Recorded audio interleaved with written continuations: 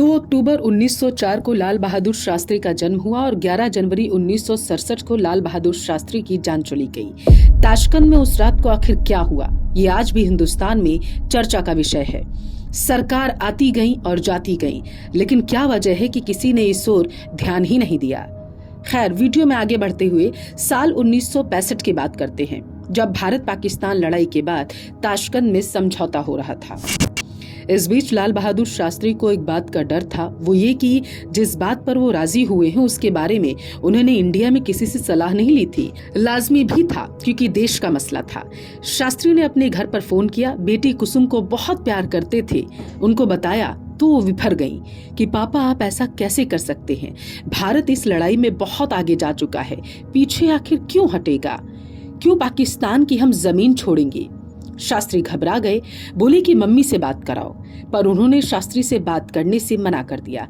इसके बाद शास्त्री और प्रेशर में आ गए। जब घर वाले ही नहीं मान रहे तो आखिर उन्होंने सोचा बाहर वाले क्या मानेंगे। शास्त्री को पहले ही 2 हार्ट अटैक आ चुके थे। ऐसी स्थिति में उनके तीसरा हार्ट अटैक आने की कोई बड़ी बात नहीं मानी गई। लोग मानते हैं कि भारत चाहता तो पाकिस्तान को और फंसा सकता था, पर शास्त्री ने इस समझौते में लड़ाई के पहले की स्थिति मान ली थी। इस बात से लड़ाई के जोश में रंगे लोगों के भड़कने का भी खतरा था, पर इस समझौते के लिए भारत पर अमेरिका के साथ रूस का भी दबाव था। इस बीच पता चला कि दिन भर अपना कार्यक्रम निपटाने के बाद शास्त्री 10 बजे रात को अपने कमरे में पहुंचे।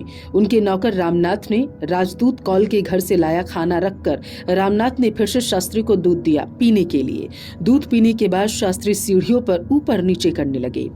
फिर रामनाथ को बोले कि जाओ अब आप सो जाओ, क्योंकि अगले दिन काबुल जाना था। रामनाथ ने कहा कि यही फर्श पर सो जाता हूँ, पर शास्त्री ने मना कर दिया।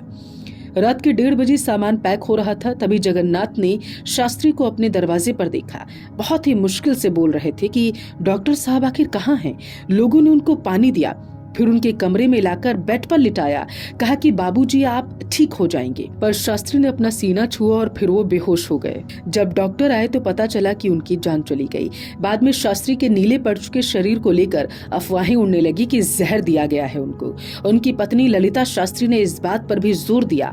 अफवाह इसलिए भी उड़ी क्योंकि पता चला कि उस रात खाना रामनाथ ने नहीं बल्कि कौल के घर पर उनके नौकर जान मोहम्मद ने बनाया था। सवाल ये उठा कि आखिर उस रात शास्त्री के जो कुक थे रामनाथ ने खाना आखिर क्यों नहीं बनाया, जान मोहम्मद ने आखिर खाने को क्यों बनाया। इसके बाद रूस के अफसरों ने उस पर संदेह जताया, उसे पकड़ लिया गया। हैरानी की बात तो ये है कि शास्त्री की बॉडी का पोस्टमार्टम तक नहीं किया गया, लेकिन आज तक कोई इस पर सवाल नहीं पूछता। उनकी बॉडी पर कट के निशान भी थे, इसका कभी पता नहीं चला कि आखिर ये निशान क्यों थे। आप ताशकंद फाइल्स मूवी जब देखेंगे तो उसमें बताया गया है कि केजीबी जब किसी को जहर देती थी तो शरीर पर बहुत सारे कट के निशान लगा देती थी। ऐसा क्यों करती थी केजीबी, आपको मूवी देखकर पता चलेगा। खैर, कुछ दिन बाद जब मामला शांत हुआ तब बाद में जान मोहम्मद को राष्ट्रपति भवन में नौकरी मिल गई।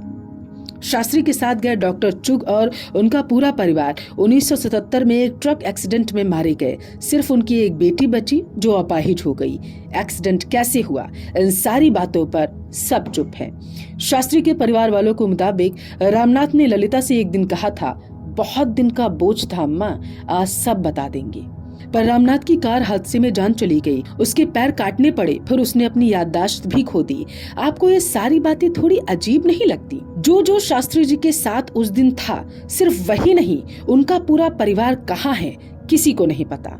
आप क्या सोचते हैं इस बारे में तो कमेंट करके जरूर बताइएगा, और अगर वीडियो अच्छी लगी हो तो इसे शेयर और लाइक करना ना भूलें। साथ ही बेबाक पल्लवी को सब्सक्राइब जरूर करें। जय भारत।